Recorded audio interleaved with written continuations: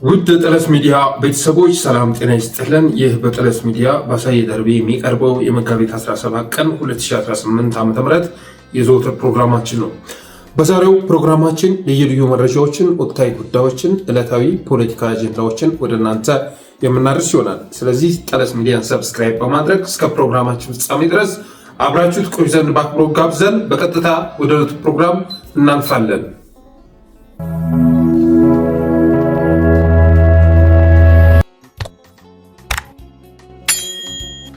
የመጀመሪያው ርዕሳችን ከጠለስ ሚዲያ ምንጮች የተላኩ ሁለት መረጃዎችን ይመለከታል። መረጃው እንደዚህ ይላል። ሰላም ጠለሶች፣ ሰሞኑን ብልጽግናዎች ሁለት ነገር ወስነዋል ይላል። አንደኛ፣ መሬት ላይ ያለውና የሰራዊቱ አመራሮች የሚልኩት ሪፖርት በፍጹም ሊገናኝ አልቻለም። መሬት ላይ የሚፈጸመው ድርጊትና የሰራዊቱ አመራሮች የሚልኩት ሪፖርት በፍጹም አልተገናኘም። ብዙ ሀብት ይመደባል፣ እንዲሁም በርካታ የሰው ኃይልና መሳሪያ ይሄዳል። ነገር ግን ውጤቱ ባለበት ሂድ ሆኗል። እዚህ ምክንያት ምንድነው መጠናት አለበት በሚል የመከላከያ ቢሮ ሰራተኞች ወይም ስታፍ ወርከርስ በሙሉ እንደየማዕረጋቸው የመከላከያ ሰራዊት ባለበት ሁሉ በተለይ ደግሞ በብዛት በአማራ ክልል ወጣችሁ በ15 ቀን ትክክለኛውን መረጃ አምጡ የሚል ስምሪት ተሰጥቷቸው ከትናንት ወዳ ከሰዓት ጀምሮ ሁሉም በየተመደቡበት ገብተዋል ይላል። እኔ እንደሚመስለኝ አለመተማመን በመፈጠሩ ምክንያት የስለላ ስራ ለመስራት ሳይሆን አልቀረም። ምክንያቱም በቋሚነት ጦሩን የሚመራ ጄኔራል የሚልከውን ሪፖርት ካላመንክ አንድ ስታፍ ላይ የኖረ መኮንን እንዴት የተሻለና ነባራዊ ሁኔታውን ያገናዘበና እውነተኛ ችግሩን የለየ ሪፖርት በ15 ቀን ሊያመጣ ይችላል? ካመጣም አመራሮቹ የሚሉት ተመሳሳይ ነገር ይዞ ሊመለስ ይችል ይሆናል እንጂ ይሄ ደግሞ ስልቻ ቀልቀሎ የሚለውን አባባል የሚገልጽ ብቻ ነው የሚሆነው ይላል። የመጀመሪያው መረጃ ይሄ ነው። ሁለተኛው ብልጽግና ከሚኒስተር ጀምሮ ሁሉም አመራር የተወሰነ ቀን ወታደራዊ ስልጠና በመውሰድ የስነ ልቦና ዝግጅት ማድረግ አለበት በሚል ወስኗል። በጣም አስቂኙ ነገር በስልጠናው ፊት በትክክል መሰልጠን ያልቻለ በስልጣኑ አይቀጥልም በመባሉ ምክንያት ባለስልጣናት በጭንቀት ውስጥ ናቸው ይላል። ጭንቀቱን የባሰ ያደረገባቸው ከስልጠና በኋላም እንደየሁኔታው በየቀበሌው ተመድባችሁ ህዝብን ታደራጃላችሁ፣ ታስተባብራላችሁ መባሉ ነው። ይህ ማለት ጦርነት ባለበት ክልል ዞንና ወረዳ እንዲሁም ቀበሌ ትሄዳላችሁ በሚል በእቅድ ሰነዱ ላይ በመቀመጡ የተነሳ ነው ይላል የደረሰን መረጃ። ስለዚህ የተላኩት ሁለት መረጃዎች የመጀመሪያው ጀኔራሎች ሊታመኑ ባለመቻላቸው የተነሳ የነሱ ሪፖርትና ምድር ላይ እየተከሰተ ያለው ክስተት የሚጣጣም ባለመሆኑ የተነሳ የጀኔራሎቹን ሪፖርት የሚያጣራ የሚመረምር ስታፍ ሜምበርስ ወደ መስክ መላካቸውን የሚገልጽ ሲሆን፣ ሁለተኛው ደግሞ የብልጽግና አመራሮች ወታደራዊ ስልጠና መጀመራቸውን የሚገልጽ ነው።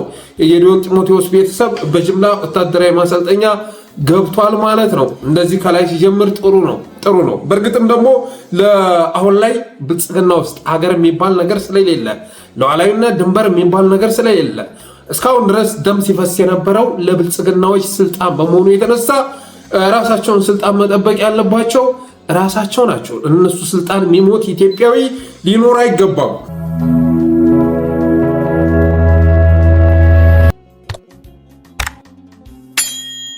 ሌላው ጀዋር መሐመድ ያወጣውን መረጃ ይመለከታል። ጀዋር እንደዚህ የሚል መረጃ ዛሬ አውጥቷል።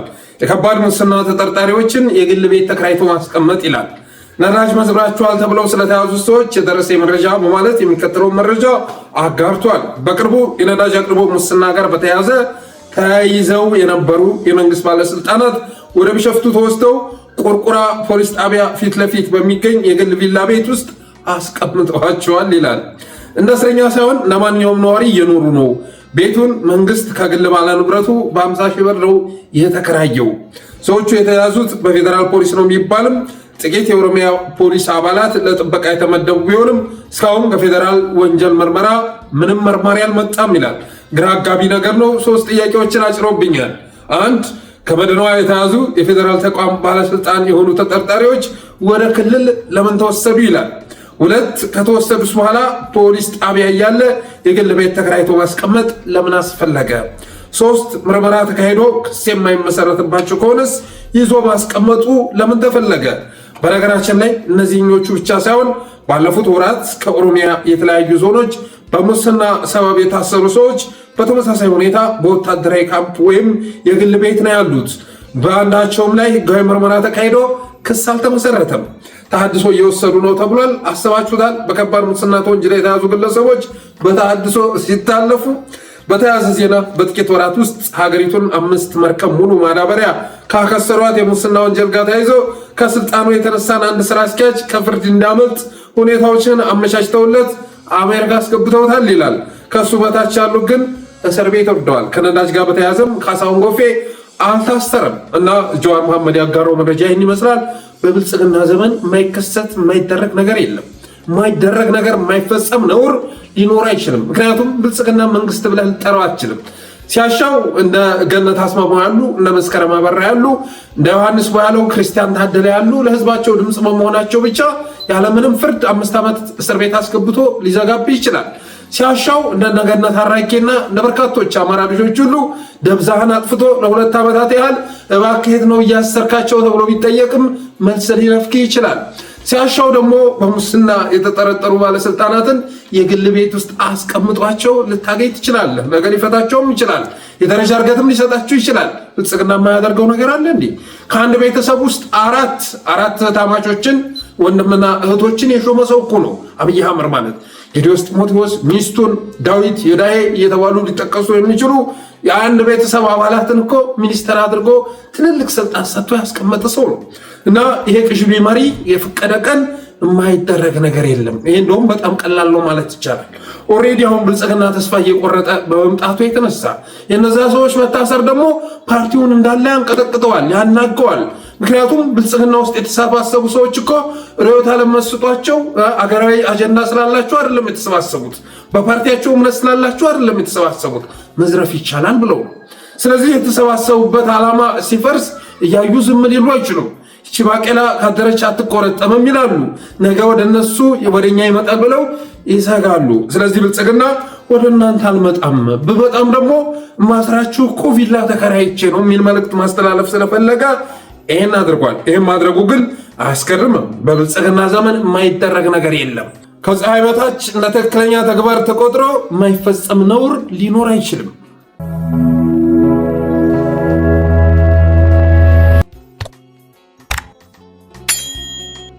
ወደ ቀጣዩ ርዕስ ስንሻገር ብልጽግና 100% ማሸነፍ አልፈልግም ብሏል። በተመስገን ጥሩነህ አንደበት 100% ማሸነፍ አልፈልግም፣ ለዛም ነው ውጩ ሳላቀርብ የቀረሁት ብሏል።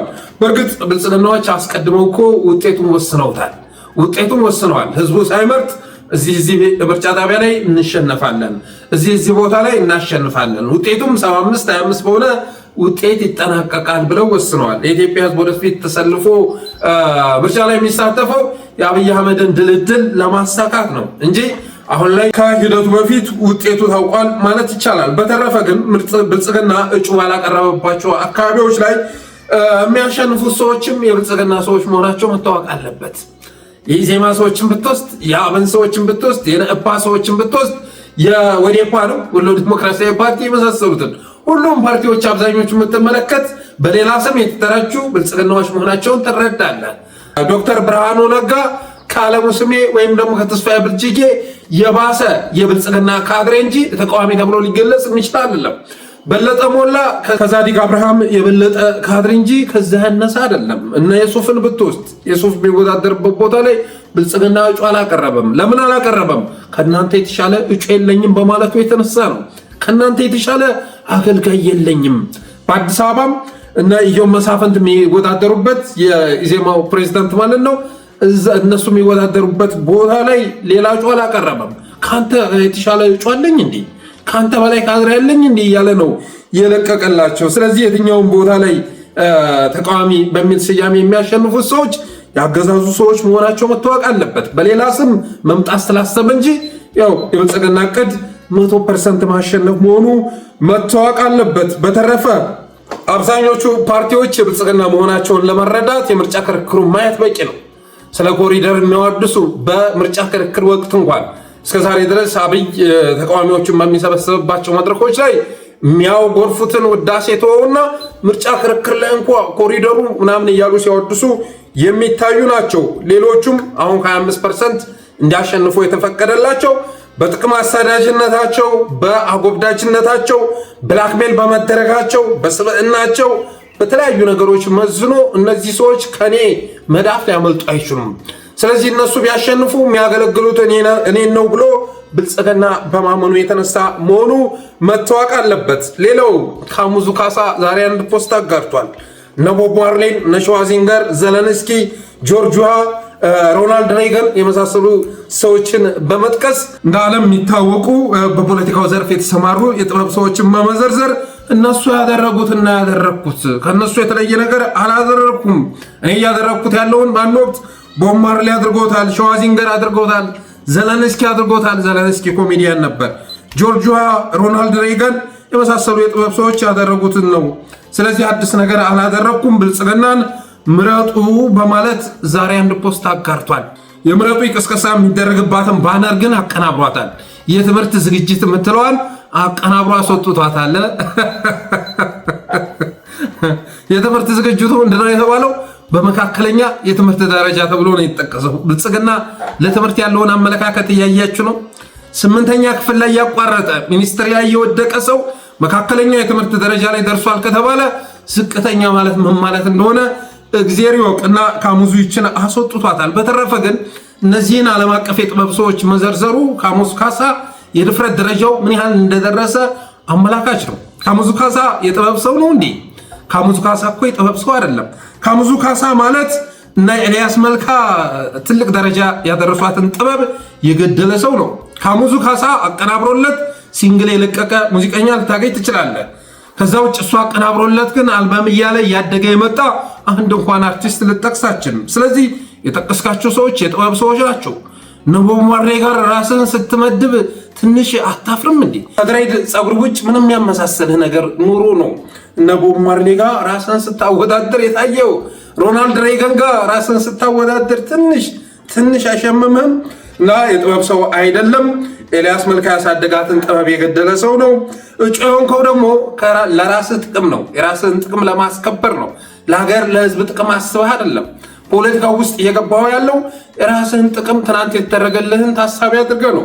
በራሱ አንደበት ኢቢኤስ ውስጥ ያደረገውን ቃለመጠይቅ ገብታችሁ ብትመለከቱ የማዕድን ስፍራ ብልጽግና እንደሰጠው ሲናገር ነበር። የተለያዩ የማዕድኖች እያወጣ በመሸጥ ላይ መሰማራቱን ሲናገር ነበር። ሙሉጌታ ገሰሰ ጋር ማለት ነው። ሙሉጌታ ገሰሰም በተመሳሳይ መልኩ ብልጽግና ጋር ከሚሰሩ አርቲስቶች መካከል አንዱ ነው። ስለዚህ የማዕድን መሬት ስለተሰጠው በተለያዩ መድረኮች ላይ እየመጣ አብይ አህመድን ሲያንቆለባብስ ነበር። ዳንኤል ክብረት ከጀርባ ጽፎ ካሙዙ የሚያቀርብ የሚል ሰነድ ሰጥቶት እሷን እያነበበ ሲያነበንብ ስለነበረ ነው አሁን እጩ ተደርጎ የቀረበው። እሱም እጩ የሆነው የራሱን ጥቅም ለማስከበር እንጂ ለህዝብና ለሀገር አስበህ አለመሆኑ ይታወቃል። የትምህርት ደረጃውን በተመለከተ ወቸጉር ላይ ቀርቦ ወቸጉር ነው ፖድካስት ላይ ቀርቦ በትምህርት ደካማ መሆኑን 8ኛ ክፍል ላይ ውጤት ተበላሽቶበት ማቋረጡን ጭምር ሲገልጽ የነበረ ሰው ነው። ምንም በቃ አንደኛ ውጤቱም ጥሩ አልነበረም። ሲ እንዳለነፍ ብዙ ሲ አይቻልም። ትምህርት ላይ የለውም። በዚህ እድል ነው። ስለዚህ ካሙሱ ራሱን ማወዳደር ያለበት እነ ደበበ እሸቱ፣ እነ ነብዩ ባዬ፣ እነ ሰርጸ ፍሬ ስብሐት ከነ አቤል ሙሉጌታ፣ አስኬ ደንደሾ ከመሳሰሉ ሰዎች ጋር ከነ እንዳልካቸው ዘነበ ጋር ካልሆነ በስተቀር እነ ሬገን እነ ቦብ ማርሌ ጋር ሂዶ ፊት ማለት ትክክል አይደለም። በተረፈ ግን አልተማርክም ነው የተባልከው። አልተማርክም፣ የጥበብ ሰው አይደለም። አልተማርክም፣ ለሀገር ለወገን አሰበ ሳይሆን ለራስ ጥቅም ነው አሁን ብልጽግናን የተቀላቀልከው ነው የተባልከው። የትምህርት መረጃን በተመለከተ የዘረዘርካቸው ሰዎች ከ7ኛ ክፍል ላይ ያቋረጡ አይደሉም።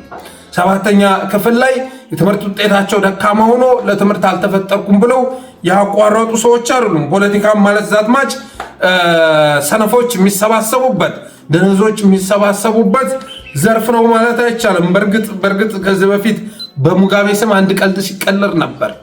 ጎበዞች ተማሪዎች ሜዲሲን አጥንተው ዶክተር ይሆናሉ፣ ኢንጂነሪንግ አጥንተው መሐንዲስ ይሆናሉ እና በዛ አይነት ዘርፎች ይሰማራሉ። የክፍሉ የመጨረሻ ደካማ ተማሪዎች ግን ፖለቲከኛ የሆኑና ኢንጂነሮቹን ሐኪሞቹን ማዘዝ ይጀምራሉ በማለት ሙጋቤ እንደቀለደ ሲናገር ነበር። ለዛም ነው ኢትዮጵያ ስንት ምሁር እንዳላፈራች ሁሉ ከ7ኛ ክፍል አቋርጦ ፒኤችዲ በያዘ መሪ ልትመራ የቻለችው። ስለዛ ነው እንግዲህ ከዚህ በፊት ትምህርት ቤት ሄዶ ኢቢሲዎች እኔ አብይ አህመድን ፕሮፋይል ከፍ እናደርጋለን ሲሉ አንድ መረጃ ማውጣታቸው የሚዘነጋ አይደለም። ያ መረጃ አብይ አህመድ ዲግሪውን 12ኛ ክፍል ሳይጨርስ በፊት መያዙን የሚገልጽ ነበረ። እዛ ትምህርት ቤት ውስጥ የኛ ተማሪዎች ነበሩ በ1994-95 ተብሎ ሲገለጽ፣ አብይ ግን ከዛ በፊት ደግሞ ዲግሪ ይዞ እንደነበር የሚረሳ አይደለም። ስለዚህ በፎርጂድ ፒኤችዲ የሚመራ እና 7ኛ ክፍል ያቋረጠ ሰው ጠቅላይ ሚኒስትር ሊሆን የቻለው ፖለቲካውን የሚሰማሩበት ሰዎች ተራዎች በመሆናቸው እየተነሳ ነው። በተረፈ ነካሙዙ ካሳን ያመጧቸው ምርጫውን አጀንዳ ለማድረግ ታስቦ ነው። ምርጫውን አጀንዳ ሊያደርግልን ይችላል ተብሎ በመታሰቡ የተነሳ ባለፈው ሚስጥረ ስላሴ እጩ ሆና በመቅረቧ የተነሳ ብልጽግና ጠቅማለች። የብልጽግና ብላኔ ምርጫ ርዕስ እንዲሆን ማድረግ እንደቻለች ሁሉ ካሙዙን ብናመጣውም የምርጫው ጉዳይ ሊጫጫዋልን ይችላል፣ አጀንዳ ሊሆንልን ይችላል ብለው እንዳመጡት ጥርጥር የለውም። በእርግጥም በተወሰነ መልኩ አጀንዳ እንዲሆን ማድረግ ችሏል። ያ ማለት ግን ነገ ብልጽግና በተለይ ደግሞ ከአዲስ አበባ ውጭ ባለው አካባቢ አዲስ አበባ ጉዳይ አልታወቀም እስካሁን ድረስ፣ በዙሪያውም ያደርግ የሚለውን ጉዳይ በእርግጥ መናገር አይቻልም። በተረፈ ግን በአማራ ክልል፣ በትግራይ በመሳሰሉ ቦታዎች ላይ የፈለገ አጀንዳ ብታደርገው ምርጫ ልታካሄድ የምትችልበት እድል የለም።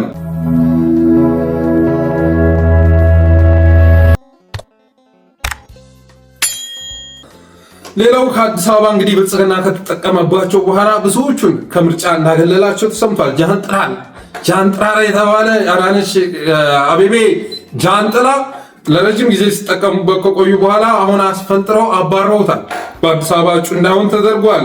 ዶክተር ስለሺ በቀለም ከተጠለዙ ሰዎች መካከል አንዱ መሆኑ ታውቋል። ሲሳይ መንግስቴ ሲሳይ በግሌን የተወዳደርኩት እያለ ባለፈው እንግዲህ ገብቶ በእርግጥ አንዳንድ ጥያቄዎች ጠይቅ እንደነበር የሚዘነጋ አይደለም። አሁን ሲሳይ መንግስቴ እነ ዶክተር ስለሺ በቀለ እና ጃንጥራር ከአዲስ አበባ እጩነት ዝርዝር ውስጥ ተፍቀው ወጥተዋል። ሌላው ተመስገን ጥሩነህ አማራ ክልል ሰላም ነው ብሏል። ሰሞኑን ወደ አማራ ክልል ሂዶ ነበር። ክልሉ ተረጋግቷል፣ አማራ ክልል ሰላም ሆኗል ብሏል ተመስገን ጥሩነህ። እንግዲህ አርብ ከአረጋ ከበደ ጋር ወደ አዲስ አበባ ይመጣል። ሰኞ ወደ ባህር ዳር ይመለሳል እና ወደ ባህር ዳር በተመለሰ ቁጥር ከውጭ መጣ ትልቅ እንግዳ ይመጣ ይመስል አበባ የተነሰነሰበት ምንጣፍ ተነጥፎ ቀሳውስቱ በሽብሻቦ ኪነተኛው በውዝዋዜ ይቀበለዋል። ልክ ትልቅ እንግዳ ይመጣ ይመስል ስንት ወጪ ወጥቶ ስንት ጊዜ ባክኖ ስንት ሰው ተሰባስቦ ተመስገን ጥሩነህን በየሳምንቱ መቀበል ግዴታ ሆኗል። ባህር ዳር ላይ ያለው ተላላኪ ምስለኔ ቡድን የሰኞ የመጀመሪያ ስራው ተመስገን ጥሩነህ ሲመጣ እሱም መቀበል ነው እና ሰሞኑም ሄዶ ነበር። ጎንደርም ላይ አቀባበል ሲደረግለት ታይቷል። ባህር ዳርም ላይ እንደዚሁ አቀባበል ተደርጎለታል። ስለዚህ ተንቀሳቅሼ እናየሁት አማራ ክልል ተረጋግቷል ብሏል ተመስገን ጥሩነህ። ዛሬ ፖስቱ ጠፍቷል አሉ። ይሄን እንትን የሰጠበት በጽሁፍ ተገልጾ ነበር። የተለያዩ መንግስት ሚዲያዎች ላይ እንዲጠፋ ተደርጓል። ግን በቪዲዮ ይዘነዋል። ነገ ምን እንደሚከሰት ስለምናሳይ በቪዲዮ ይዘነዋል። ሶሻል ሚዲያው ላይ ደግሞ የሚራገቡ ነገሮች ያመጡት ነገር ካልሆነ በስተቀር አካባቢው ከተሞች ወደ ገጠርም ወጣ ብለን አይተናል። አብዛኛው ነገር በፊት እንደተወራው ነገር አይደለም። የገቡ ታጣቂዎች በተመለከተ በጣም በርካታ ነው። እንግዲህ ተመስገን ጥሩነህ ሁሉ ነገር ተረጋግቷል በሚልበት ሰዓት ከ15 ቀን በፊት የነበረውን ሁኔታ ብትመለከቱ እነዚህ ሁሉ አመራሮች የህይወት ዋጋ መክፈላቸውን ትረዳላችሁ። እነዚህ ሁሉ አመራሮች ሌላውን ተውትና ማለት ነው ሚሊሻውን፣ አድማ በታኙን ከ1 ሺህ በላይ ሚሊሻና አድማ በታኝ ያለቀበት ዘመቻ ነው የተካሄደው ደቡብ ጎንደር ላይ። እሱም ተውትና በአመራር ደረጃ እንኳ ይሄ ሁሉ አመራር በረገፈ ገና 15 ቀን ሳይሞላቸው 40ቸው ሳይወጣ ነው አካባቢው ተረጋግቷል በማለት ተመስገን ጥሩነህ ሲናገር የተሰማው። በእርግጥም አንዳንዶች ስኳዶች እንደሚሉት ተመስገን ጥሩነህማ ቀኝ ነው ማለት ይቻላል። ቀኝ እኮ ነው። ብልጽግናን በማዘናጋት ብዙ ነገር እየሰራ የሚገኝ የውስጥ አርበኛ ነው። የምር ነው የምላችሁ። አስቸኳይ ጊዜ አዋጅ በታወጀበት ጊዜ የኮማንድ ፖስት ሰብሳቢ የተደረገው ተመስገን ጥሩነህ ነበር። ይሁንና የኮማንድ ፖስት ሰብሳቢ ተብሎ ከተሾመ ጊዜ አንስቶ የፋኖ ትግል ሲስፋፋ እንጂ ሲጠፋ አልታየም። ዛሬ የሚያደርገው ንግግር ለፋኖ መልካም ነው። አገዛዙን የሚያዘናጋ ነው። በተረፈ ግን ከ15 ቀን በኋላ የሚከሰተውን ታውታላችሁ። ተመስገን ጥሩነህ ሆን ብዬ ነው ይህችን ቪዲዮ ያስቀመጥኳት ማለት ነው። ከ15 ቀን በኋላ ባለፈው ተመስገን ጥሩነህ እንዲህ ብሎ ቢናገርም ብለን ስለምንመጣ መሆኑ መታወቅ አለበት። ከዛ ውጭ ግን አማራ ክልል ሰላም ቢሆንም ኖሮ ተመስገን ጥሩነህ እኮ መወዳደር ያለበት እነማይ ነበረ። ከነማይ ተገፍትሮ ባህር ዳር ላይ ሊወርቅ የቻለው አማራ ክልል ሰላም ባለመሆኑ የተነሳ ነው። ከባህር ዳር ውጭ ያለው አካባቢ በፋኖ ቁጥጥር ስር በመሆኑ የተነሳ መሆኑ መታወቅ አለበት።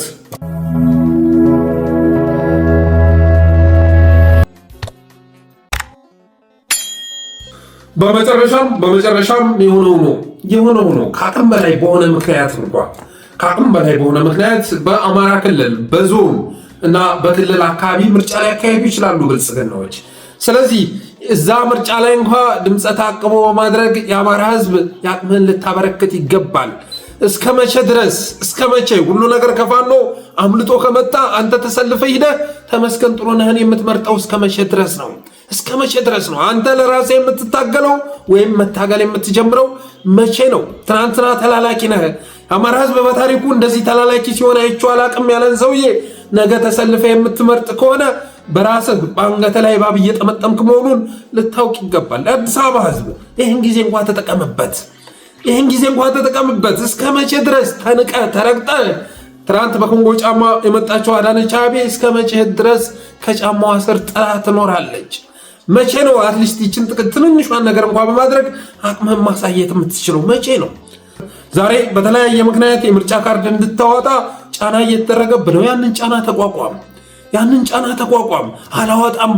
አላወጣም። በታሪክ ካሙዙ ካሳን አልመርጥም በል። በታሪክ ነብዩ ባየን አልመርጥም በል። በታሪክ አዳነች አቤቤን አልመርጥም።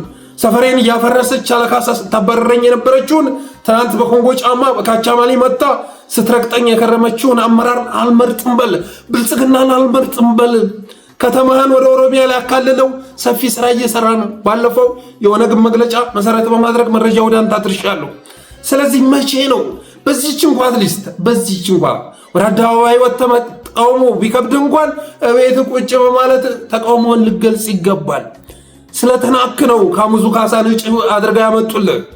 አዲስ አበባ ልጅ ጠፍቶ ነው እንዴ ካሙዙ ካሳን አምጥተው የካ ክፍለ ከተማ የምርጫ ጮ አድርጋ ያቀረቡት? ስለናቁ ነው እንደ ነብዩ ባየ አይነት አጎብዳጅ አምጥተው እሱን እንድትመርጥ የሚያስገድዱ። ስለዚህ ልጆቼ ምርጫ ውስጥ አልተካተቱም። ይሄ ፓርቲ እኔን አይወክለኝም፣ አይገልጸኝም እና በምርጫውም አላምንም ብለህ አቅምህን ልታሳያቸው ይገባል። አማራ በታሪኩ ባንዳዎች ሊኖሩ ይችላሉ። በዚህ ልክ ግን ተላላኪ ሲሆን አይቻላል። የራሱን ህዝብ የበደለ ትናንትና እንዲህ ስለበደለ መዋጋት አለብኝ ብሎ በነቂስ የወጣ ህዝብ ዛሬ ለዚያ ትናንት ለበደለው አካል መላላክ እጅግ ነውር ነው። እኛ በባህላችንም በሃይማኖታችንም ከዚህ ነገር መጸየፍ አለባቸው ብዬ ምክሬን ለመለገስ። ሌላው አፋብን የአማራን ህዝብ የህልውና ትግል በምርጫ ኮሮጆ ጠቅልለው አገዛዙ ሊያሻሽጡ የሚንዳፈደፉት ላይ ልዩ ኦፕሬሽን መውሰዱን ገልጿል። በትናንትናው ዕለት መጋቢት 16 ቀን 2018 ዓ.ም ደብረ ማርቆስ ከተማ አበማ ክፍለ ከተማ የምርጫ ቁሳቁስ ተሸክመው በነበሩ የፖሊስ አባላት ላይ በተወሰደ እርምጃ የክፍለ ከተማው ጸጥታ ኃላፊ የሆነው ኮማንደር ቢያልፎ መኮንን ጨምሮ 4 ያገዛዙ አገልጋይ ፖሊስ አባላት መደምሰሳቸው ተሰምቷል። ሌሎች ማህበረሰቡን በማስገደድ ምርጫ ምዝገባ እያደረጉ የነበሩ የፖሊስና የብልጽግና አመራር አባላትም ከባድና ቀላል ቁስለኛ መሆናቸው ተሰምቷል። በተመሳሳይ ጃዊ ፈንዳቃ ከተማ ኮልኮሎ ተራ የሚባል ቦታ ላይ መራጩን እንመዘግባለን በሚል ህዝብ እያንገላቱ በነበሩ የአገዛዙ ኃይሎች ላይ በተወሰደ ድንገተኛ ጥቃት ኮንስታብል ማርነሽ የተባለች የፖሊስ አባልን ጨምሮ በ3 ያገዛዙ ታጣቂዎች ላይ የማያዳግም እርምጃ መወሰዱም ተገልጿል። ራሱን በመከላከል ላይ ያለ ከፊሉን የኢትዮጵያ ግዛት በወታደራዊ አገዛዝ ስር ያደረገ ማህበራዊ ተቋማትን ምሽግ ያደረገ አየር ኃይሉን ለባዕዳን ያስረከበ ጦረኛ አገዛዝን አስመርጣለሁ ብሎ የሚንደፋደፍ የፖሊስ ኃይል ተመሳሳይ እጣ ይገጥመዋል በማለት አፋብን ገልጿል። ከዚህ ጋር በተያያዘ ታዲያ አንዳንዶች ቅሬታቸውን ሲገልጹ እየታየ ነው። ግዛውን ጨምሮ ግዛው ኤምኤስ ላይ የሚሰራው ማለት ነው። ግዛውን ጨምሮ ትናንትና የብልጽግና ደጋፊ መሆናቸውን የሚያሳዩ ፖስቶች ሲያጋሩ ታይተዋል። እኔ በበኩሌ የአማራን ትግል የትጥቅ ትግልን ባልደግፍም አለ የብሔርተኝነት ትግልን ባልደግፍም የአማራ ፋኖ የሚያደርገው ትግል ግን ምክንያታዊ ነው ብዬ አምናለሁኝ። ለዛም ነው ድጋፌን ስገልጽ የነበረው አለ። እውነቱ ግን ድጋፍን ስገልጽ አልነበረም። አቶ ግዛው ድጋፍን ስትገልጽ አልነበረም።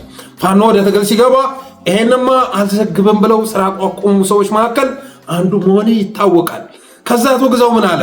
በዚህች መልኩ ሞሙቆ ከተንደረደረ በኋላ ይሁንና ግን ምርጫ ላይ የወሰንከው ውሳኔ አያስማማኝም ማለት የብልጽግና ስልታዊ ደጋፊዎች ማለት እነዚህ ናቸው። የብልጽግና ስልታዊ ደጋፊዎች ማለት በተለያዩ ቁንጽል በሆኑ ነገሮች ላይ ሲቃወሙ ይቆዩና አገዛዙ ተቃዋሚ ይመስሉና መሰረታዊ በሆኑ ነገሮች ላይ ግን ድጋፋቸውን ችረው ሊያሳልፉት ሲሞክሩ ታያላችሁ። ይሄ ምርጫ ማለት ብልጽግና ህልውናውን የሚወሰንበት በተመሳሳይ መልኩ የኢትዮጵያ ህልውና የሚወሰንበት መሆኑ ይታወቃል። በኢትዮጵያ ምድር ላይ የሚንቀሳቀሱ ኃይሎች ህልውናቸውን የሚወስኑበት ምርጫ ነው። የምርጫው ጉዳይ ቀላል ጉዳይ አይደለም። ስለዚህ ምርጫ ላይ የወሰንከው ውሳኔ ትክክል አይደለም። በቃ ሰው በነፃነት የመንቀሳቀስ መብት አለው እና አንዳንዶች በምርጫው ላይምሉ ይችላሉ። እነሱ ምርጫውን ያካሂዱ፣ ብልጽግናም ይመረጥ፣ ከዛ በኋላ ግን ትግልህን አጠናክረህ ትቀጥላለህ የሚል ፖስት ግዛው አጋርቷል እና ይሄ ነው ስልታዊ ደጋፊ ማለት ይሄ ነው። በተረፈ ግን አስረስ ማረ ከሰሞኑን ሪዮት ሚዲያ ላይ ቀርቦ በዚህ ጉዳይ ላይ መልስ ሰጥቷል። ቦይኮት ለማድረግ የተዘጋጁት ለነሱ መውጫ በር ለመስጠት ነው። አጅባችሁ አገዛዙ ስልጣን ላይ እንዲወጣ የምትሰሩ ማለት በምርጫው የምትወዳደሩ ማለት ነው። ይገባናል። አንዳንዶቹ ፖለቲካ መድረክ ፈልገውት የሚሰሩ ፖለቲካ ፓርቲዎች ሊኖሩ እንደሚችሉ ቦይኮት ማድረግም ፎርዛት ማተር መሰረዝም እኮ ሰላማዊ ትግል ነው። አንዱ የትግል መገለጫ ሊሆን ይችላል። በዚህ ምርጫ አልሳተፍም ብሎ መሰረዝም ህይወት እየከፈልንበት ነው። እኛ በትግሉ በየቀኑ በርካታ ወጣቶች ገብረንበት ነው። መከላከያ ሰራዊቱን የምንማርከው ቆሞ የሚማረክ ሰራዊት የለም። ስለዚህ በዛ ልክ መስዋዕትነት መክፈልም አንዱ የትግል አካሄድ ነው ብለን እናምናለን። እና ምናልባት ሰራዊቱን በተመለከተ ያነሳው ቴዲ እንግዲህ እርምጃ ሲባል ብዙ አይነት ነገሮች አሉ። እንደው በጣም ዝርዝር ነገር ቴክኒካል ነገሮችን እዚህ ማንሳት አያስፈልግም እንጂ ለሰራዊቱ ምን ስምሪት እንደሰጠን ምን አይነት እርምጃ ወሰዱ ተብሎ ስምሪት እንደተሰጠ እዛ መግለጫው ላይ የተቀመጠ ነገር የለም። በአንድም በሌላ መንገድ ግን ሰራዊት የሚወስደው እርምጃ ከሞላ ጎደል ይታወቃል ብዬ ነው። አይ ብዙ አይነት እርምጃዎች ይወስዳል ሰራዊት። አስረን መቼስ የምርኮኛ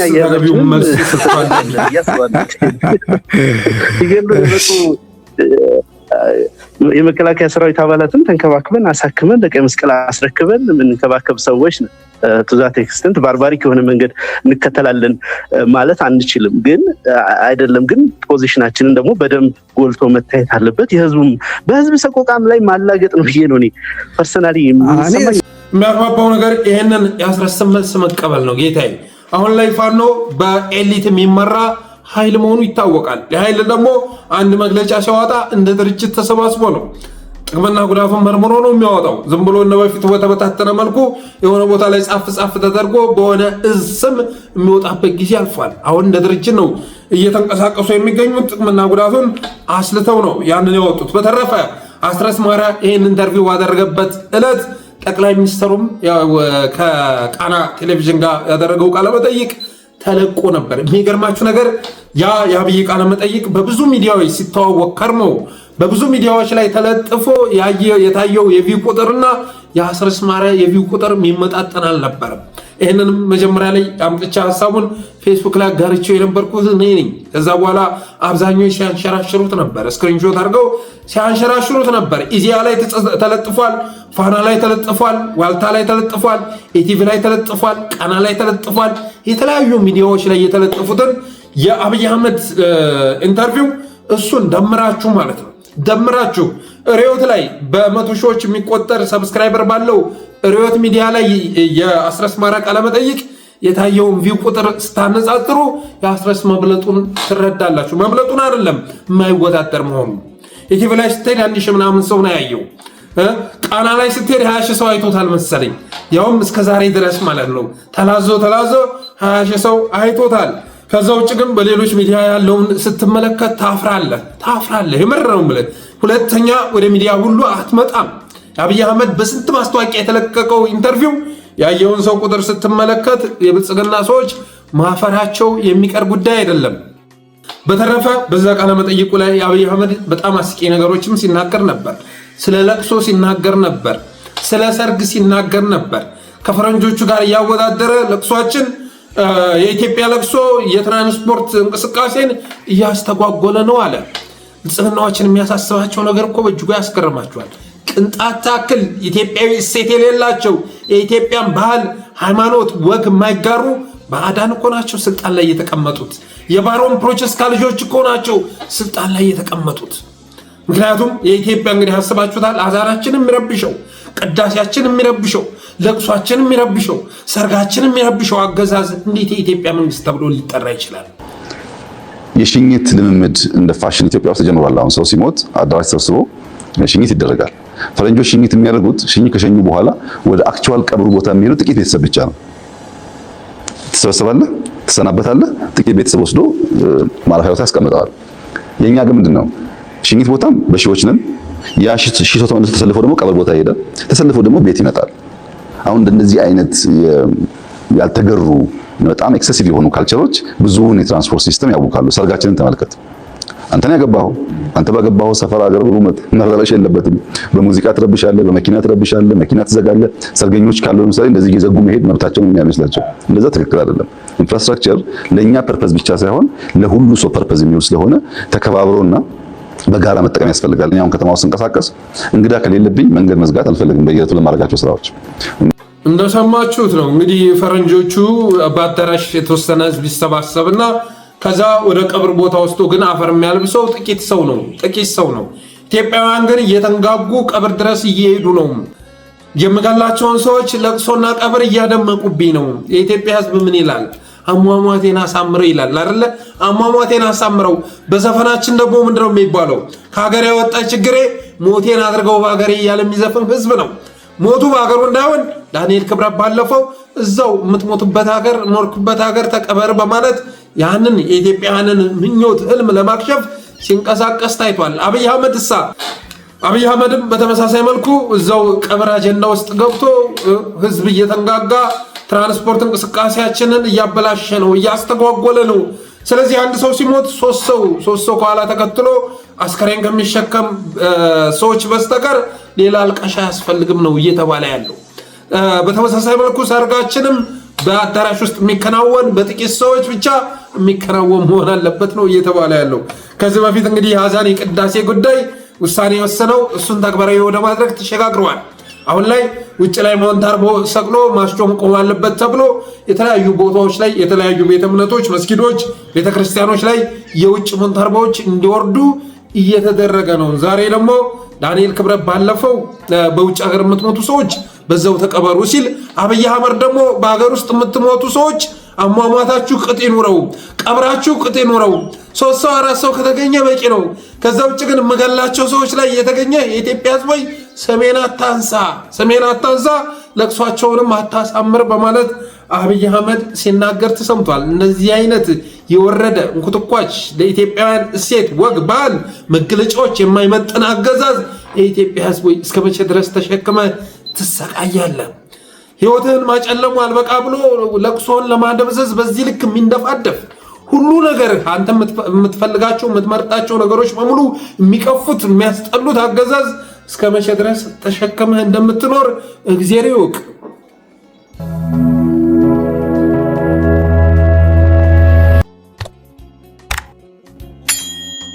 ሌላው እንግዲህ አፋብን በሸዋ በትናንትናው ዕለት ባወጣው መረጃ ሪፎርም ሰርቶ ማጠናቀቁን፣ ውህደት መፈጸሙን፣ አንድነቱን መስርቶ ማጠናቀቁን ገልጿል። ከሸዋ ትናንትና ትልቅ ምስራት መጥቷል። አሳምነውያን መስራት ያለባቸውን ስራ ጨርሰው አሁን ወደ ተግባር እየተሸጋገሩ መሆናቸውን ገልጿል።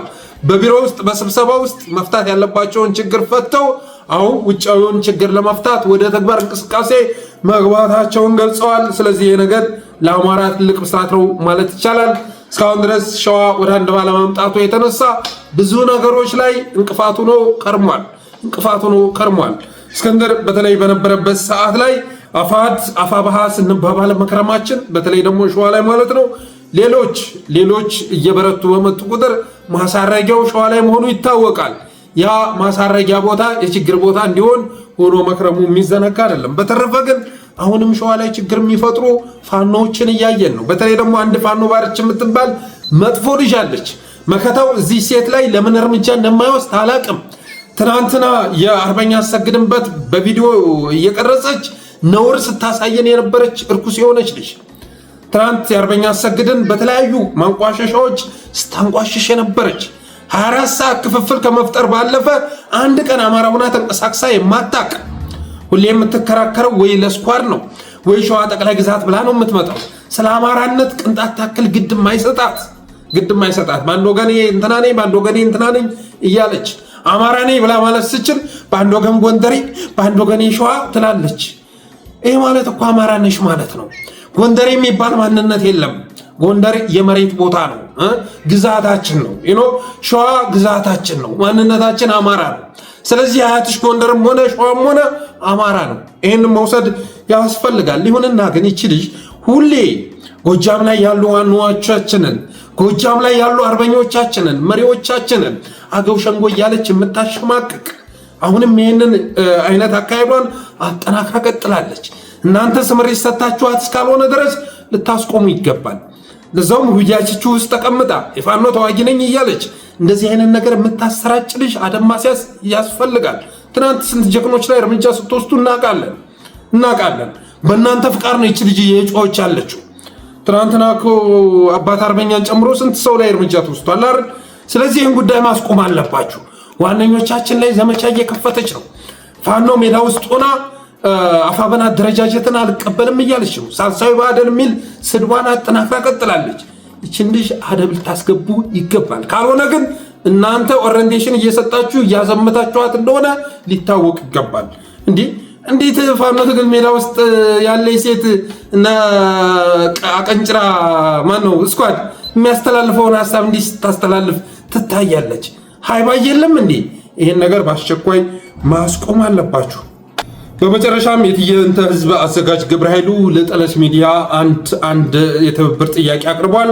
በበርካታ ድርጅቶችና ታዋቂ ግለሰቦች የተቋቋመው የትዕይንተ ህዝቦችና ሰላማዊ ሰልፎች አዘጋጅ ግብረ ኃይል የወቅቱን የብልጽግና አገዛዝ የጦረኝነት አካሄድ የሚቃወሙና በአይነታቸው ልዩ የሆኑ ታላቅ የበይነ መረብ የተቃውሞ ትዕይንት ህዝብና ሰላማዊ ሰልፎች በዋሽንግተን ዲሲ እና በለንደን ከተሞች ለማካሄድ እየተዘጋጀ ነው ይላል።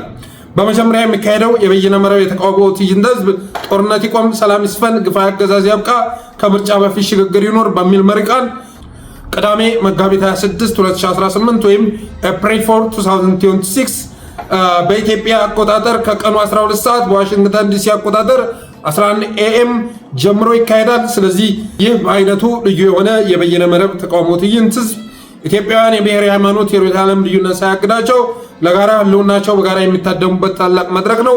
ስለዚህ በዚህ መድረክ ላይ እንድትገኙ ተጋብዛችኋል። ማስታወቂያውንም በማቅረብ የዛሬ ዝግጅታችንን እንቋጫለን። የጠለስ ሚዲያ ሜምበር ሁኑ፣ ሰብስክራይብ አድርጉ፣ ዝግጅታችንንም ላይክ፣ ሼር እያደረጋችሁ ተደራሽ እንዲሆን አድርጉ በማለት የዛሬ ዝግጅታችንን ቋጨን። ክበሩልን። ታላቅ የትዕይንተ ህዝብ ጥሪ ለኢትዮጵያውያን በሙሉ ጦርነት ይቁም፣ ሰላም ይስፈን፣ የግፍ አገዛዝ ያብቃ፣ ከምርጫ በፊት ሁሉን አቀፍ ሽግግር ይካሄድ የትዕይንተ ህዝቡ ማጠንጠኛ ነው። ዓላማው አገዛዙ በዜጎች ላይ የሚፈጽመውን ጭፍጨፋ ማውገዝ፣ ለሌላ ጦርነት የሚያደርገውን ዝግጅት መቃወም፣ ሁሉን አቀፍ ሽግግር እንዲካሄድ መጠየቅ ነው።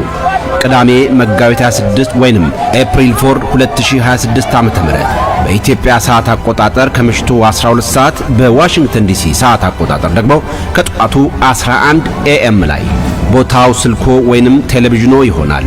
በበይነ መረብ አደባባይ የሚካሄደው ይህ ታላቅ ትዕይንተ ህዝብ ከ30 በላይ በሆኑ መገናኛ ብዙሃን በቀጥታ ይሰራጫል። በሀገሪቱ የሚዲያ ታሪክ ለመጀመሪያ ጊዜ ከ1 ሚሊዮን በላይ ህዝብ በዩቲዩብ፣ ከ10 ሚሊዮን በላይ ህዝብ በሳተላይት ቴሌቪዥን በቀጥታ ይከታተለዋል። በዚህ ታሪካዊ ትዕይንተ ህዝብ ላይ ከ20 የማያንሱ ተጽዕኖ ፈጣሪ ኢትዮጵያውያን ተገኝተው ለወቅቱ የህዝቡ ትግል መጠናከር ያላቸውን አጋርነት ይገልጻሉ። እርሶም ይህንን መርሃ ግብር ባሉበት ቦታ ሆነው በቀጥታ ስርጭት በመታደም የዚህ ታሪካዊ ሁነት አካል ሆኑ። ጦርነትና የግፍ አገዛዝን በመቃወም ለጋራ ህልውናው የጋራ የተቃውሞ ድምጾን ያሰሙም። እንዳይረሱ ቅዳሜ መጋቢት 24 ወይንም ኤፕሪል 4 በታላቁ የበይነ መረብ አደባባይ እንገናኝ። ስንተባበር እናሸንፋለን። የትዕይንተ ህዝብና የሰላማዊ ሰልፎች አዘጋጅ ግብረ ኃይል